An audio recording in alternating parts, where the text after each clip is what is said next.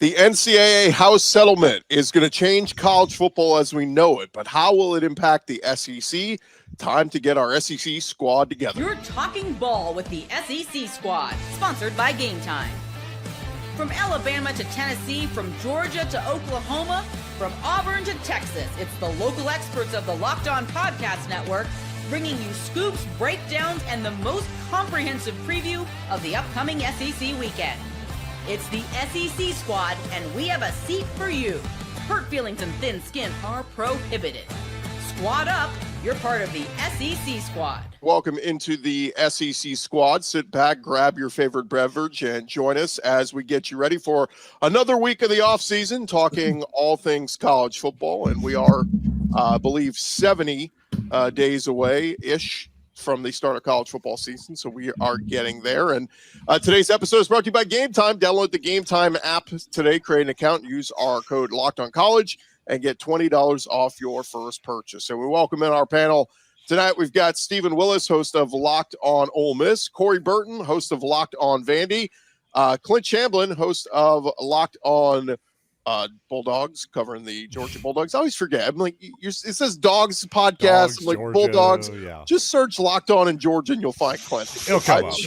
John Miller, Like locked on Mizzou, and Jimmy Stein, locked on Bama. And fellas, it was a monumental week, really, in college football. The news dropped on Friday. Talk about a Friday news dump. But we found out that the House settlement had officially been approved, and amateurism is dead. College football players will now be able to be paid by schools starting January 1st. And so kind of just want to kick it out to you guys. Overall reaction from that going down, as it was a monumental day in the world of college football as we know it. Well, Chris, go ahead, Steve. I spoke to Walker Jones from the Grove Collective at Ole Miss about this and how it directly affects them. Every school in the SEC has collectives, whether they want collectives in the SEC anymore or not. They still exist. And he basically said, other than amateurism dying and the fans probably being on the hook for more money through the institution and the collective, you're not really going to see that much more change. I think the question that we're going to have after this is at what level are fans continuing to financially support college football? I think that's the question at this point. Yeah, I mean, I think that's a very valid question. But on the same token, I think with things, the playing field seemingly even, and Chris, you and I talked about this last night on the show, the parity, I think it's going to bring the even better parity. There's already great parity in the SEC right now. I think it's going to bring even more parity because of the roster construction that you're going to have to do, the creativeness you're going to have to get with building your roster, because you can't rely on just throwing a bag of $8 million at every five-star player you can get your hands on. It's going to create some great roster movement, and it's going to create some really, really good football in the future. And I think this is the first step in the right direction to putting some guardrails on some of the things that have been plaguing college football the last few years. Well, the first few years of this is going to turn into like a contract or like a who's on salary and who's a salesman who's going to go ahead and get that commission, right? That's what the collectors are going to become. The collectors are going to be the extra juice, the fluid tank that people can go ahead and give more money out of, because you're right, they're not going away.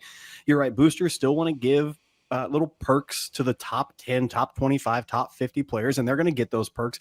And then you're going to have just a little bit of kind of salaried money out to these kids on the level, quote unquote, as the collectives coming in to supplement and give commissions to the best and the brightest athletes. So it is going to create a two-tiered system. I think this is the first block into a recipe that will eventually get us to a far more structured, far more salary cap, far more transparent aspect. But right now, as it's written, all it says is that colleges can pay kids. It doesn't have any restrictions on NIL, on the collectives. And that's the biggest piece that people are missing on this. Yes, colleges can pay people now.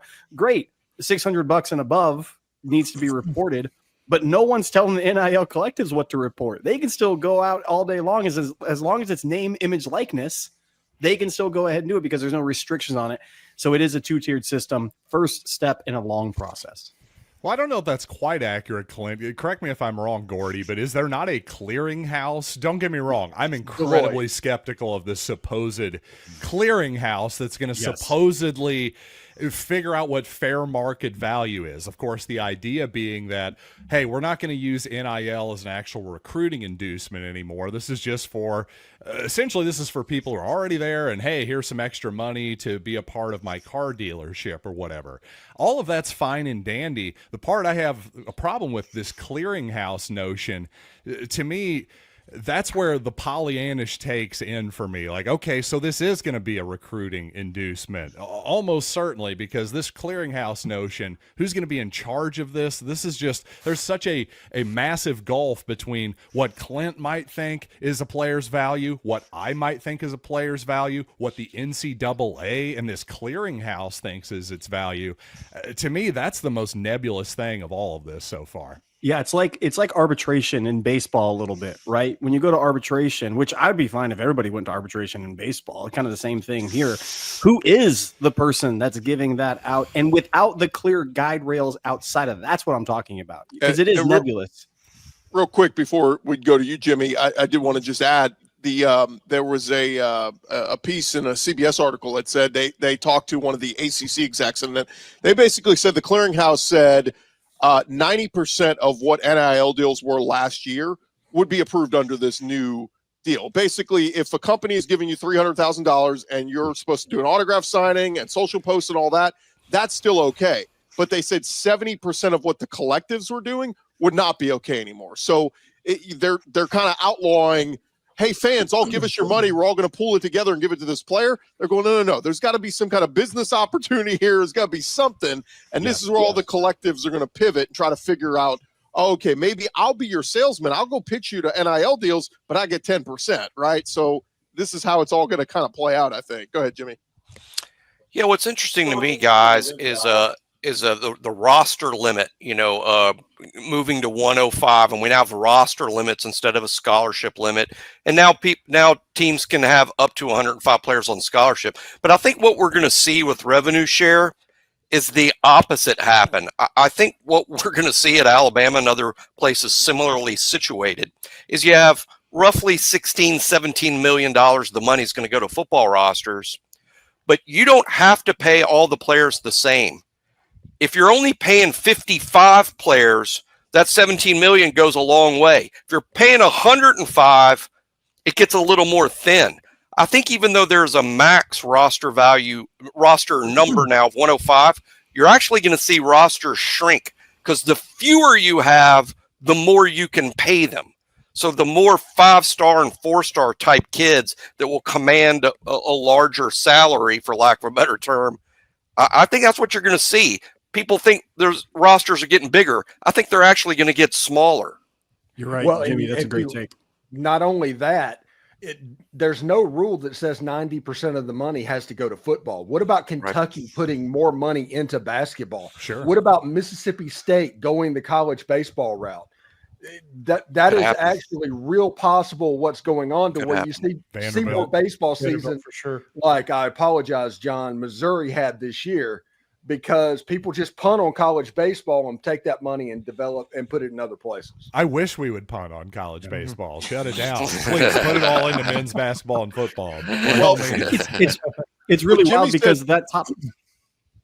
Go ahead.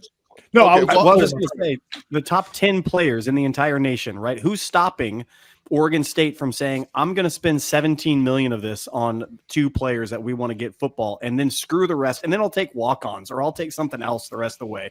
I don't care. Vanderbilt all of a sudden says, great, I got $19 million to spend on 2 kids that I can go ahead and steal from the SEC. It's going to get them notoriety, and it's going to be like a Colorado situation, right? Colorado had this mass exodus of roster movement. You get 2 top guys. They are happy with it. Deion's still there. Everybody in Colorado thinks it's the best thing in the entire world. I don't, but they do. That's going to happen much more from here on out, I think, to Jimmy's point. What Jimmy said, will we get to a point where, like, if you're a 2 or 3 star and you want to go to a blue blood like a Georgia or an Alabama, I mean, it's almost old school. You're playing for a scholarship and books and housing and, the old school college football was. Yeah. Just because you play football doesn't mean you have to get a piece of the revenue share. Your revenue share could be zero or very nominal, a couple $100.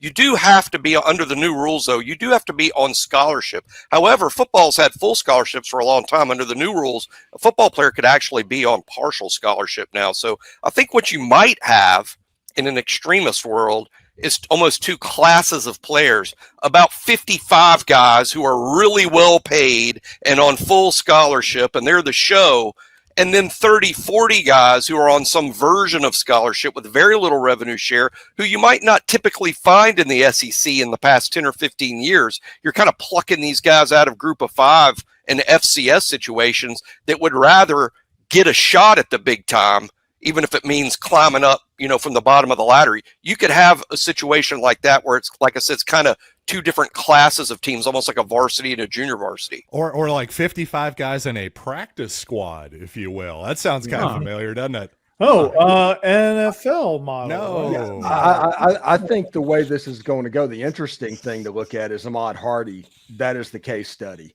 You come from a rural high school in the boondocks of Mississippi, go to Louisiana Monroe, show out, transfer to Missouri, and get paid.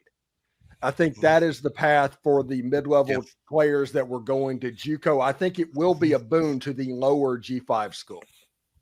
And just to talk a little bit more specific on the math, this is 20 million just this year. Like, that number is expected to go up. Obviously, if the SEC goes to 9 conference games, that's going to go up immediately in 2026. But the math that most of the people are estimating is your football team will get about 13 to 16 million. Some people will be on the low end, some people on the high end. I've been told multiple SEC schools, all the basketball coaches are saying, I need 5 million, because this is where we are right now with basketball. The women's team, the basketball team, they're all women's basketball, men's basketball, baseball, they're all going, we need a share of the pie. So, you just do the math and say, let's just say 16 million for your football team and 105 players. If everybody got paid, that's 153,000. I mean, that's great money. I think all of us would have taken that when we were in college, but it's not going to be an equal share of the pie for everybody. It just shows, hey, back to the 2 tiers. Hey, you've got the new house settlement. They're getting money directly from the schools. There's a cap there. Guess where there isn't a cap? NIL. That's why I'm still very, very, very skeptical of this whole idea that, that won't be used as an inducement. I bet you it will be. I'll bet you everything I got. Don't go to a 5-star quarterback with $150,000. That conversation's not going to last very long. The Grove Collective started their own marketing wing to go in to find people NIL deals in the Ole Miss businesses that are around. I mean, they are so far ahead of the game on this. They're not playing catch up right now. They are just getting ready to execute. I'll tell you, the top 100 players in college football next year will not be getting paid by the schools. The top 100 paid players in college football will be making their money from NIL deals still. So that is still where you will make the bulk of your cash. All right, when we come back, guys, around 70 days until the start of college football season, what's the hottest take you've heard so far this offseason? The SEC squad talking more ball next. Looking at you, Danny. Back to the squad in just a second, but first, there is nothing like the NBA playoffs, the intensity, the buzzer beaters, the fans losing their minds. It is the kind of atmosphere you must experience live, and this year's matchup is already delivering. And if you want in, Game Time makes it fast and easy to get seats, even for the biggest playoff games. Prices on the app actually drop the closer you get to tip-off. And with killer last-minute deals, panoramic seat views, and no surprise fees, Game Time is a total game changer. You're going to love that you can see your exact view before you buy. No surprise. And the app makes it ridiculously simple. Just 2 taps and you're done. And of course, they've got the Game Time guarantee. You know you're getting the best deal. If you find a better price in the same row and section, they will credit you 110% of the difference. Take the guesswork out of buying tickets with Game Time. Download the Game Time app today, create an account, use our code LOCKEDONCollege, and get $20 off your first purchase. Terms apply. Again, create an account, redeem our code LOCKEDONCollege, get $20 off. Download the Game Time app today. Last-minute tickets, lowest price, guaranteed. SEC squad roll along here, and guys, wanted to kick this around because I know it's mid-June, but we are already starting to see some hot takes out there. Maybe not the hottest flaming house on fire takes, but definitely burn your hand on the stove type takes. And so wanted to throw it out to you guys. What's the hottest take you've heard this offseason? It could be about your team, the SEC, college football in general, but give me a hot take you've heard. The first team all SEC quarterback, Arch Manning, that has shown one game against a top-level defense, the Georgia Bulldogs, and immediately got yanked out. But he is going to take 3 steps forward and be a Heisman candidate because I guess he is at the University of Texas. That is the hottest take of this offseason. Yes. Steven. Like the Arch Deluxe that Steven thinks he's going to be discontinued. Here's what I love about the Arch Manning issue. Like, if what we're looking at when Arch Manning came in, all the packages were run packages. I hope you know against Georgia. Let me tell you this: when he came in, it wasn't because he was in there for passing; it was in there for the running package, and he ran a great deal. 90% of his stats came against teams that you and I probably could have suited up for in college. Gordy talking about trying to take that NIL money back in the day. We could have suited up for the teams that Arch Manning had 90% of his stats against. I don't know on what planet we're looking at evidence outside of just his name and saying anything about Heisman. It's ridiculous to me. If these stats, if you played the quarterback A, quarterback B conversation, blind taste test of who these people are, his stats don't measure up to other notable quarterbacks just in the SEC, not even mention outside of that. It's ridiculous to me. We welcome in Zach Blackerby, Locked On Auburn. Guys. And Zach, we're kicking around the hottest take you've heard this offseason, just in general, could be about your team, SEC or college football. And I'll tell you, I've heard a few on Auburn. I heard one the other day. Somebody's got Auburn pinned as a playoff team. Man, I hope they're right. I think that's a pretty hot take. We talked about this. I don't know if it was last week on the squad or the week before, but I think all the love that John Mateer is getting in Oklahoma, I would say that that's a little bit hot to my liking right now. It's a little caliente. Yeah. You're right about that. I'm going to ask Steven to join me on this because I actually think Austin Simmons is a good quarterback. What I'm about to say is not disparaging him because I saw him in a drive against Georgia and everybody getting excited. And I thought, oh, this kid can play against this defense. But I'm confused because everybody talking about potential with him and recruiting rankings and the whole deal. I have more statistical analysis of Gunnar Stockton against better quality teams. I have more evidence, more data points against better competition. And Gunnar Stockton is 12, 13, 14 ranked in the SEC, and Austin's 6, 7, 8, anywhere in that. Somebody make it make sense because Gunnar Stockton holds every record for Georgia high school football in the entire state. So recruiting's there. I have quantifiable evidence. He's a year ahead of Austin. Steven, help. What am I missing on this one?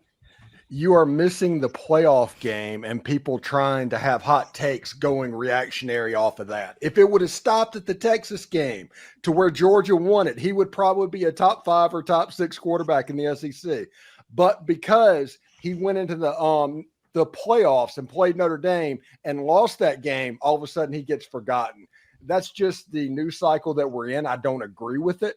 I think him and Austin deserve just as much pub as Arch and DJ Wagway personally. But it just doesn't work that way because people, they want a reactionary take based off of one game. That makes sense, Steven. Thank you. I was going to say, I got a hot take for you. It's that Ahmad Hardy might be the best running back in the SEC this year because, hey, this is not me saying it, by the way. This is PFF said, hey, best returning running back based on grades last year. Easy to say, hey, Louisiana Monroe, who the heck knows if that transfers? Also, who in the world is PFF actually sending to do grades for Louisiana Monroe? All fair points. The point is, how will this translate? I'm really excited to find out because not only is Ahmad Hardy a country boy, a horseman, a fisherman, the guy's also a dancer, too, in the hip-hop mold, a man of multitudes. I can't wait to see what he looks like. Yeah, they came to Auburn last year, and the whole game, it was like he was their whole team. He was everything, and he's a solid player. He was one of my favorite guys in the transfer portal. He visited a bunch of, elite places that were definitely willing to shell out the NIL funds for his service. I love that take, John. I think that's a great take by you. That's not a very hot take. It's actually kind of a cold take. I'm not hearing anybody else say it, but I agree. And if you look at what the running backs I haven't heard anybody disagree with me. That's the part I like. Yeah, Good if you look player. at what the running backs have done since Drink has been there at Mizzou, I mean, they've all been productive. So they've done that. One I saw earlier today, guys. One of the publications has Vanderbilt to finish second to last in the SEC, just ahead of Mississippi State. And I just think that's a little. I mean, like, are we forgetting they went 7-6 last year? And I mean, like Diego Pavia, they're just going to lose. They're going to lose, 8 games this year. I just find it a little bit hard to believe. Chris, the book is out on Diego Pavia, and he's done. He's cooked. He's toast. He might as well retire. And I that was the hot take I was going to bring to the table. I totally agree with Corey, and to the point where people think Taylon Green is better than Diego Pavia. Did you guys actually watch the games last year, or are we just looking at counting stats? This isn't fantasy football. Give me somebody who can actually put points on the board, move the chains, and not turn the ball over at the worst possible time. Give me Diego Pavia, a guy who very well could have beaten my Missouri Tigers, a guy who hung in there against the Texas Longhorns. Heck, Vanderbilt could have had a better season, honestly, in a different world. I mean, John, they would have gotten a different bowl matchup, but if they don't have the absolute whatever you want to call it against Georgia State, and they don't doink the field goal in double overtime, they're looking at 8 regular season wins with the possibility of a 9th win in a bowl game if nothing else changes. I got a weird question for my hot take, and my question will give you my answer. How many people are not thinking Florida has a chance to make the college football playoff this year? Like 0% chance Florida makes a college football playoff this year. That schedule is just brutal. I mean, to me, it's almost the schedule more than what they're putting on the field. I mean, I don't know that anybody is going to do better than 9-3 against the schedule. They have a run of 4 games that is absolutely murder back. They got road games. It's ridiculous. But my hot take is I'm picking Florida. If I had to make a bet to make the college football playoff based on juice, I'm picking Florida. They got DJ Lagway, a running game that is fantastic, a defense that's improved every single year. I hate Florida with all of my passion, but I'm here to tell you, Florida has a legit shot at making a college football playoff, and I'm not being tongue-in-cheek with that. My question is, can they make it if they go 9-3? Can Florida make the playoff if they go 9-3? With that record, I think they'll have a resume to say, hey, we deserve it. Will it happen? I'm not sure, but I think they'll definitely have a case. On the Florida note, I also think it's interesting that there's not a whole lot of chatter about DJ Lagway's health. Like, that's just not being. He has to lose discussed. The directions to the training room. Two things on Florida real quick. I saw the latest list of Manning Passing Academy attendees, and I think there's only 3 or 4 SEC guys not going right now, and one of them is DJ Lagway, and that's just a little surprising because Anthony Richardson's gone before, and so that makes you wonder, is that shoulder it's not healthy? And the other part is, I'll go the opposite of Clint. Clint's going Florida as the playoff team. I'm going Napier fired by midseason. If you really want to go hot take, hot take. Which one's more likely? Napier fired by midseason, or Florida making the college football playoff? I think we get closer to Florida making the playoff.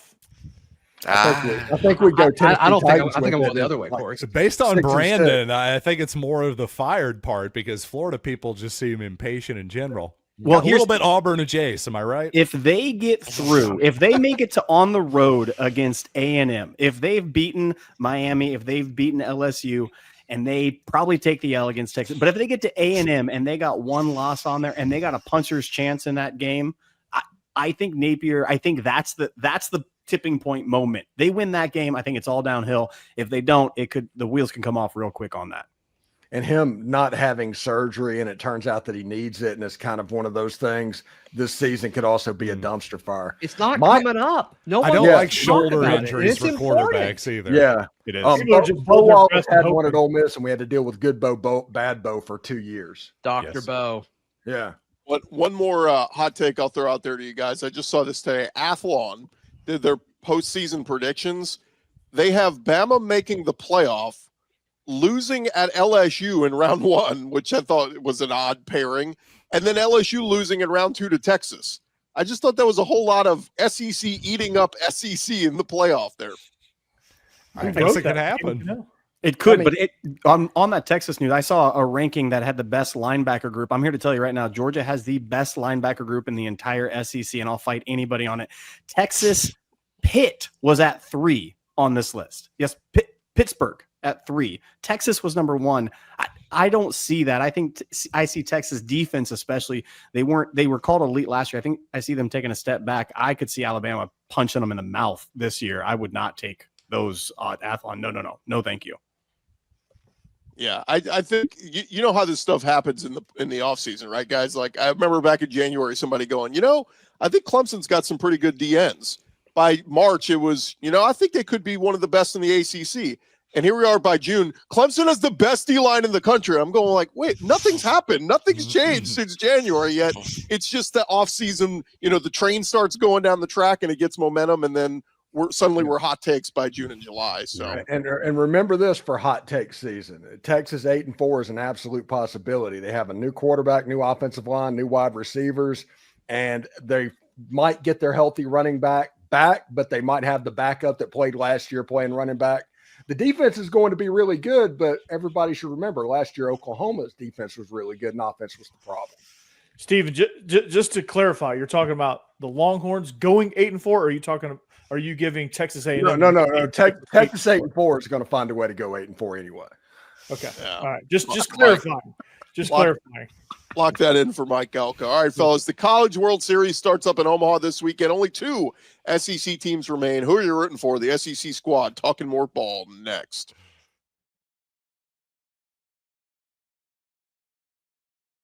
Final segment here on the SEC squad. And guys, the College World Series starts up in Omaha this weekend.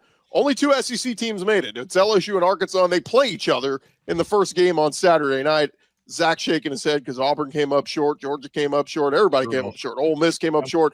So I ask you guys, are you rooting for the conference? Are you rooting for one of LSU, Arkansas? Do you say the hell with them? Because I bring that up because the SEC has won 5 consecutive national championships in baseball, all different teams.